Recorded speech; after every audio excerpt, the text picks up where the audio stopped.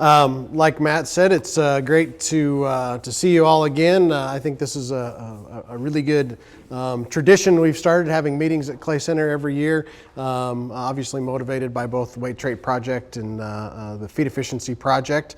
But I think a really good opportunity to, I look forward to it because I get to see lots of people I know, but also get some feedback from you all, a little bit about maybe how Matt and I and our extension team is doing about communicating some of the main concepts that we've tried to expose you to over time. And so as typical fashion, we're going to give you the test first and then the explanations later. How about that? Okay. We call that knowledge gain, right? That's knowledge gain. Okay. So everybody have your little clicker thinger. Okay. It doesn't run. It won't turn on your TV. It won't be a calculator. It won't run your iPhone. Just works here. Okay. So when we get done, we'll want to gather those back up from you. See if I can make the technology work. So we're going to start with a few demographic questions first to help us. We've asked a number of these questions year over year so we can kind of document how our audience has changed.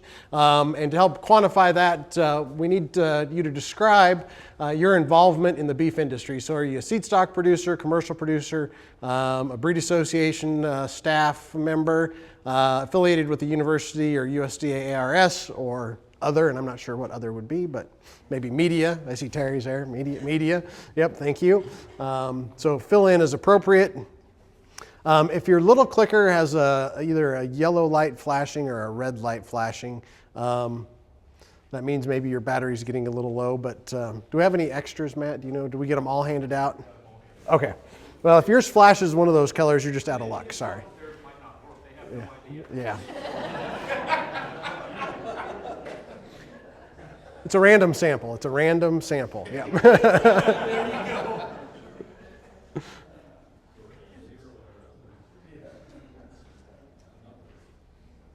And you're still rolling in there. I see 82 up there, so you're doing well.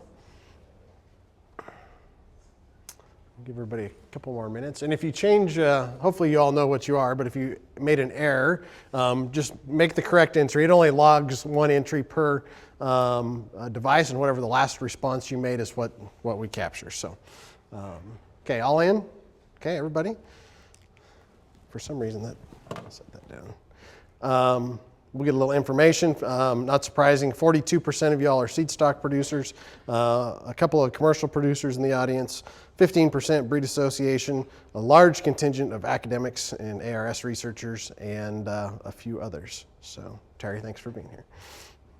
How many times have you been to this meeting, or how many times before this year have you attended this particular meeting? So not counting this year, how many times have you come to our either Weight Trait Project meeting or Feed Efficiency meeting? I don't know for sure. I just added one to last year's count, so I made it 5. I think this might be the 6th. It's either the 5th or the 6th, so I figured putting 5 on there was safe. Yeah.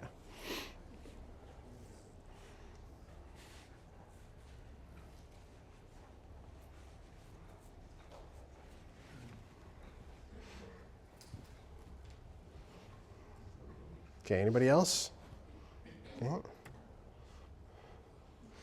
Okay. So for about half of you, you came at least one other time, and a smattering of kind of equal proportions. Fair number of you have been sticking with us. We appreciate that. The next question is, have you ever utilized DNA testing? So have you purchased a either a genomic test or used DNA parentage, for example? Any kind of DNA testing, yes or no?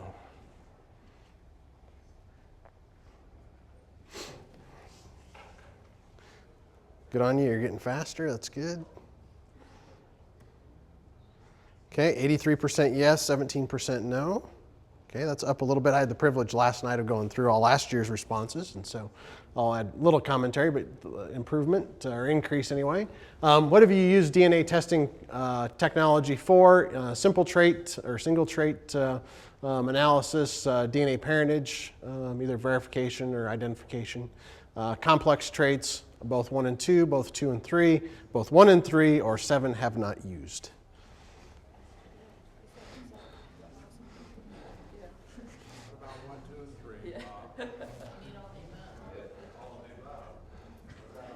Okay, if you're all... okay.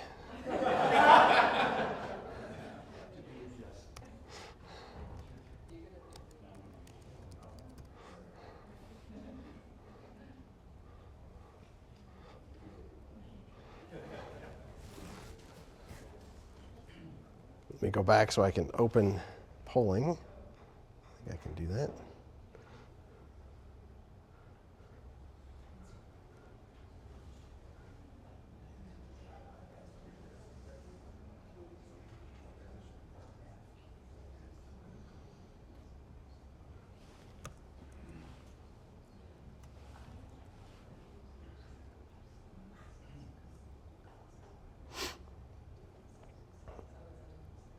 Okay, try again. There we go. There's one advantage of doing this periodically. You get a little more comfortable with the technology, both you and me, so we can ad hoc the responses a bit.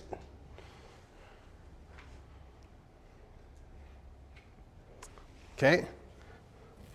Now, if there's not at least one person that votes 7, I'm going to be...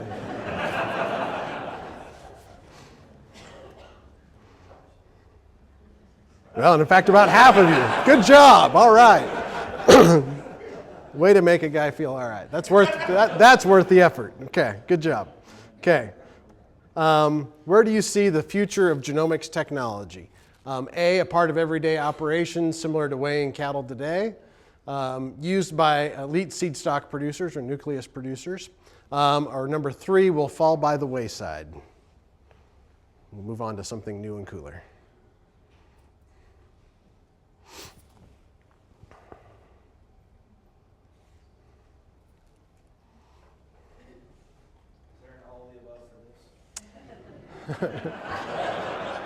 Negative, Goat Rider. Yeah.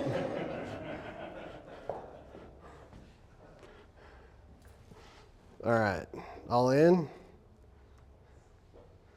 Okay, about 2/3 of you think it'll be a part of everyday operations, a third by elite seed stock producers, and there's one pessimist in the crowd.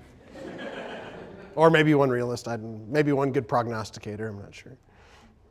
Do you think genomics technology is 1, mature, so it's complete, 2, progressing at a good pace, or 3, in its infancy?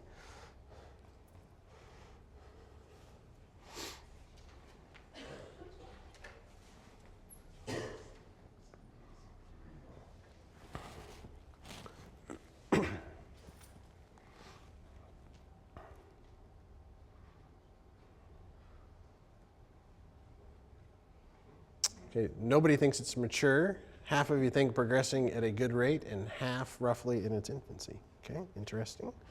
That one's a little different than last year. Okay. Is there currently value in seed stock producers collecting genomic information? Yes or no?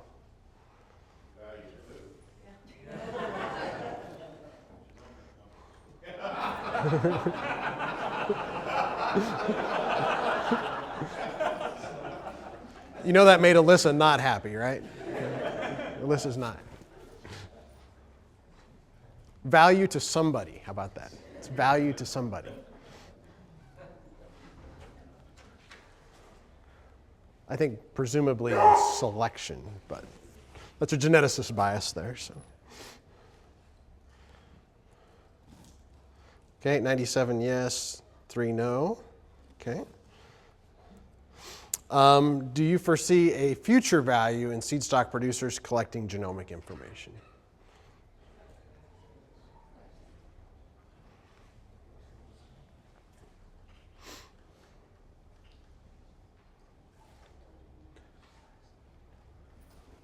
Very good.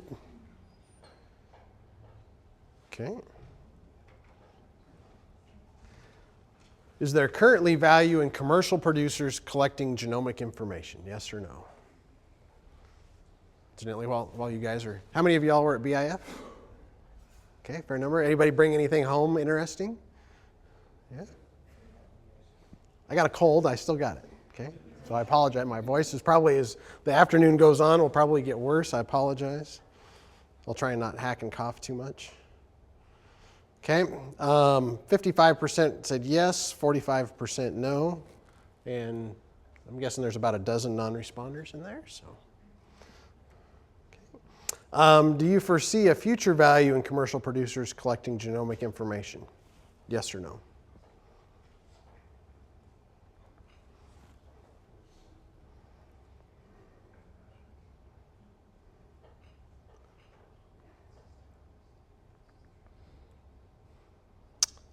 Okay, 84 yes, 16 no. Okay.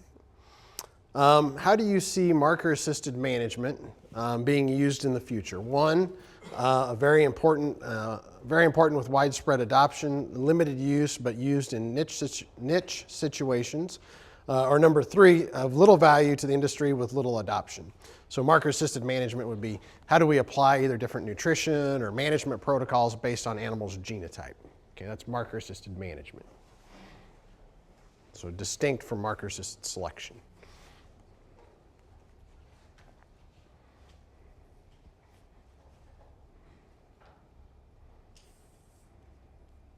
Okay.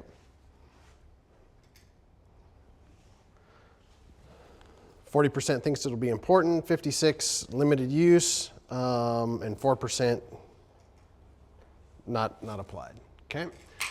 Genetic improvement, feed efficiency is important to the beef industry or for the beef industry. Likert scale here, so 1 strongly agree, 2 agree, 3 neutral, 4 disagree, 5 strongly disagree.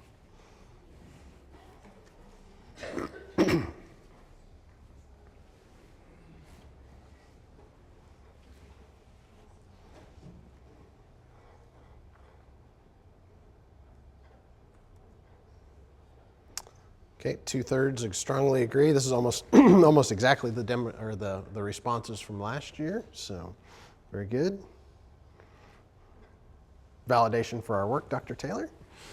The best way for the beef industry to select for improved feed efficiency is through feed efficiency DNA markers alone.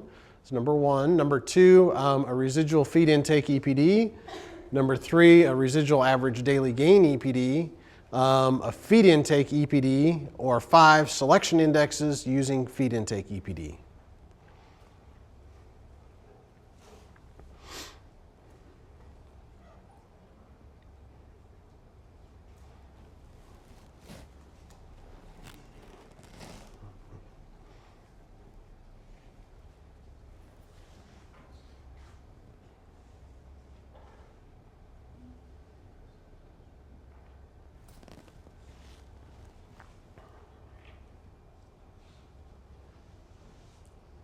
Okay, all in.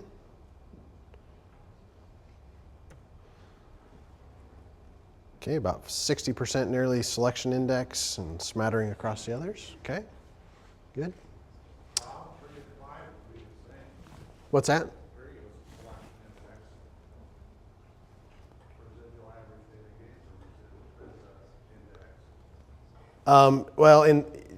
In Angus's implementation, it's a specific index. Okay.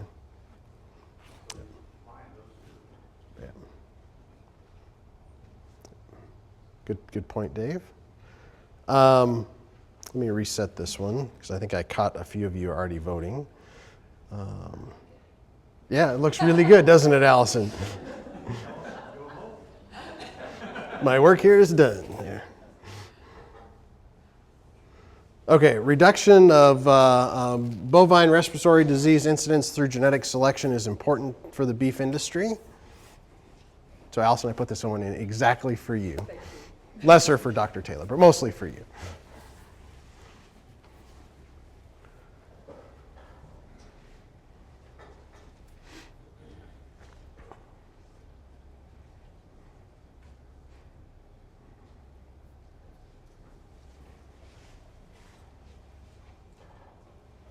Okay, 54% of you strongly agree, 33% agree, 10% neutral, 4% disagree.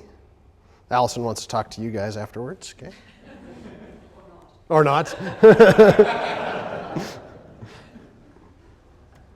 Okay. Maybe a little harder question. The best way for the beef industry to select for reduced incidence of BRD is through selection for 1, improved resistance to BRD pathogens, 2, improved tolerance of BRD infections,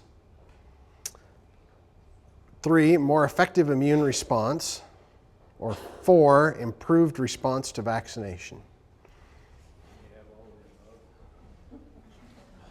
We could add all of the above. Does anyone know the answer to this question? I'm going to wait for just a second. Okay. I don't want to bias my sample. Just checking.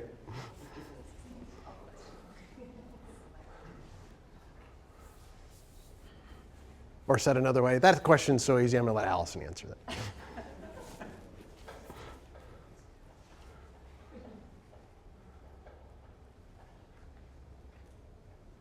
Maybe a few more of y'all holding out. Okay.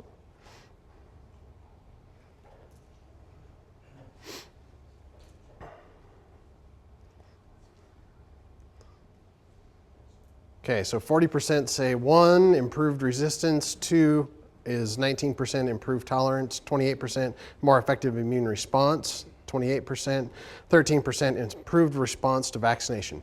This is what we extension professionals called a attitudinal question, right? So we want to understand, I think these are all legitimate scientific questions, but understanding what our audience thinks are the potential routes to improvement is important to understand. And I think, Jerry, to your question, I don't think we know the answer to that question or those potential outcomes. They all have different consequence for us as a business and likely different modes of selection and improvement possible through those. Allison, later on today, is going to give a talk on an update of the BRD project. And so I thought this might be an interesting way to capture some perspective about your understanding of these different concepts, but also where you think the best improvement might come from. So satisfying a bit of my own curiosity at your expense, which I appreciate. Next question here is, what is the principal advantage of inclusion of molecular breeding value data in genetic evaluation systems? 1, change in EPD in a desirable direction. 2, improve accuracy of the EPDs. 3, improve the information included in selection index, i.e. the EPDs. Or number 4 here, 2 and 3.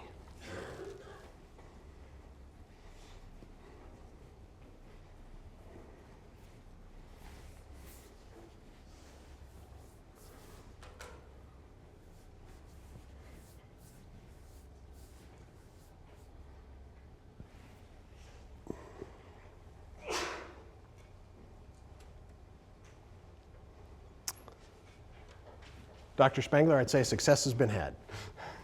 Okay?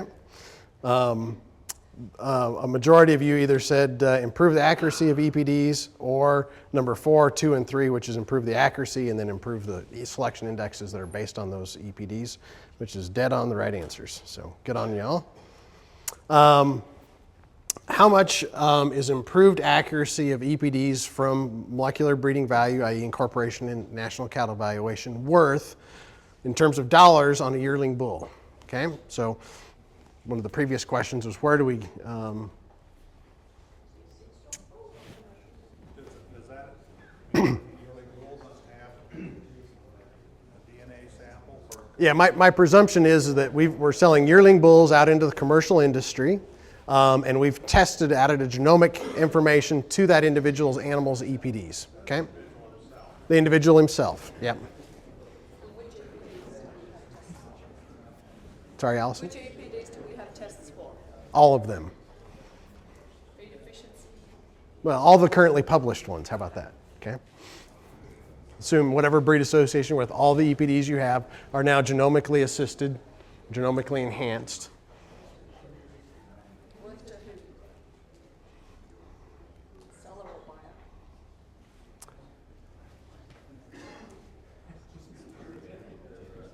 Let's say buyer. Okay.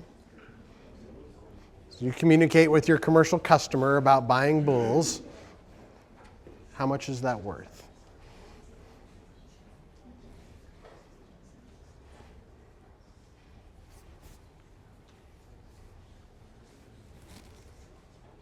Okay.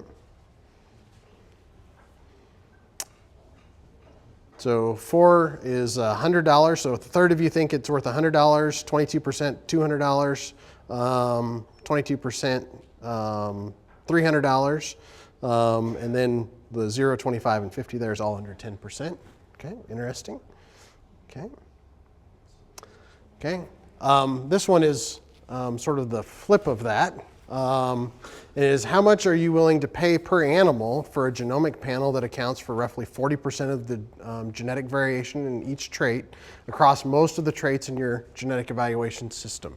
So if you're a seed stock producer, how much are you willing to pay to gather that amount of genetic information across basically all of the traits in the suite on offer? Okay. And presumably you would test a large number of the candidates in your calf crop under this scenario. Okay.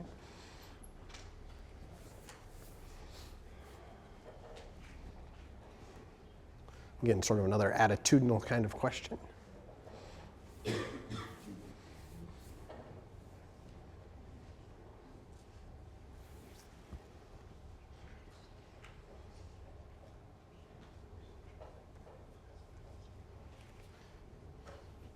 Okay, one of you's pessimistic, says none. Okay, 2 is $25, 40%, $50 a third, and then 12% each at $75 and $100. Okay, interesting. Okay.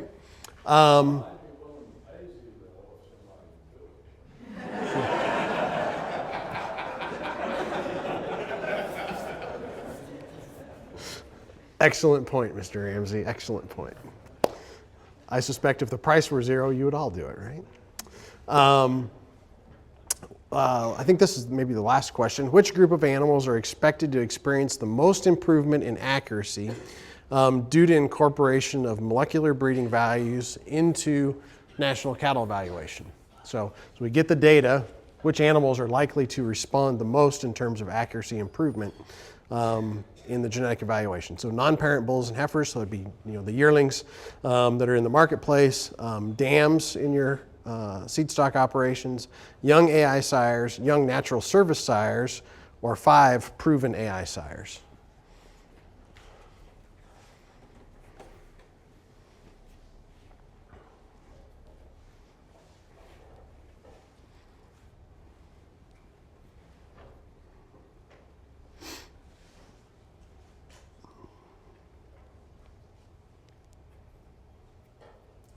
Okay, all in.